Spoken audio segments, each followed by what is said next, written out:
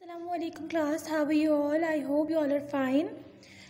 हम स्टार्ट कर रहे थे ये टॉपिक अहले अदालत आलिया में।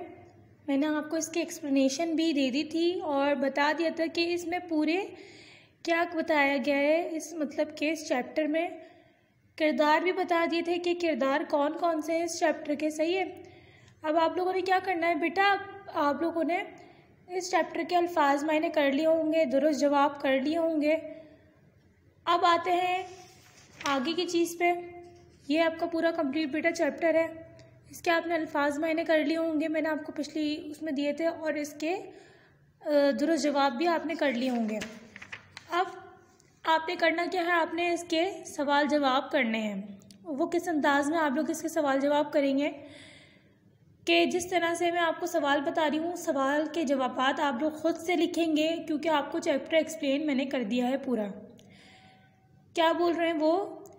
पहला सवाल है, इस ड्रामे में किस जगह का मंजर पेश किया गया है, ये भी बताएं कि किसने किसके खिलाफ मुकदमा दायर किया है।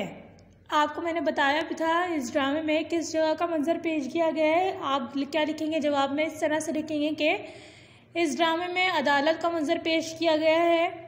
और क्या लिखेंगे कि खलाई मखलूक ने अहले ज़मीन के ख़िलाफ़ मुकदमा दायर किया था, क्योंकि किसने दायर किया था? खलाई मखलूक ने अहले ज़मीन के ख़िलाफ़ जो है मुकदमा दायर किया था। और ये इस ड्रामे का मंजर मतलब कौन सी जगह पेश की गई है?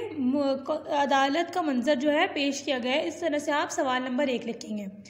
सवाल नंबर 2 है, आपके ख़्याल में जज साहब का क्या फ़ैसला होगा? 2 या 3 जुमलों में लिखिए। ये जवाब आपने ख़ुद लिखना है, क्योंकि मैंने आपको एक्सप्लेन करा था कि जज ने क्या करा, और अब आपको बताने कि जज क्या फ़ैसला करते हैं, खलाए मखलूक के हक़ में करते हैं या फिर अहले ज़मीन के लिए। ठीक है, अब आप मुझे बताएंगे कि किस तरह से वो जज फ़ैसला करेंगे। ये जवाब आपने अपनी ओन वर्डिंग्स में लिखना है।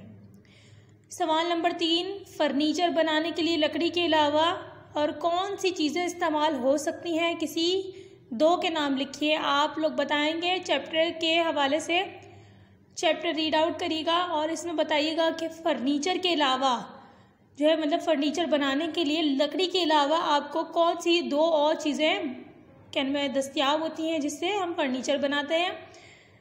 जैसे कि फ़र्नीचर की लकड़ी तो आपको पता ही है। दूसरी चीज़ क्या हो सकती है बेटा? लोहा हो सकता है, प्लास्टिक हो सकती है, ऐसी चीज़ें हो सकती हैं। एक बार रीड आउट भी कर लेगा ताकि आपको कंफर्म हो जाए कि कौन सी 2 चीज़ें हो सकती हैं। सवाल नंबर 3 भी आप लोगों ने लिखना है। सवाल नंबर 4, आलूदगी कितने किस्म की होती है? नाम लिखिए। मतलब कि आपने इसको डिफ़ाइन नहीं करना है, सिर्फ नाम लिखना है। तो आप कैसे लिखेंगे? इस तरह लिखेंगे, आलूदगी जो है कितने किस्म की होती है? आलूदगी 3 किस्म की होती हैं। कौन कौन सी? ज़मीनी आलूदगी एक होती है, एक हवा की आलूदगी होती है, एक पानी की आलूदगी होती है। सही है। इसको आप जवाब बनाकर लिखेंगे कि कौन कौन सी किस्म की आलूदगियाँ होती हैं। ये 4 सवाल आपने करना है, 5वां सवाल नहीं करना अभी। सिर्फ अभी आप लोगों ने 4 क्वेश्चन आंसर्स करने हैं। आई होप आप लोग कर लेंगे। ठीक है बेटा, कोई भी प्रॉब्लम मुझसे पूछ लीजिएगा।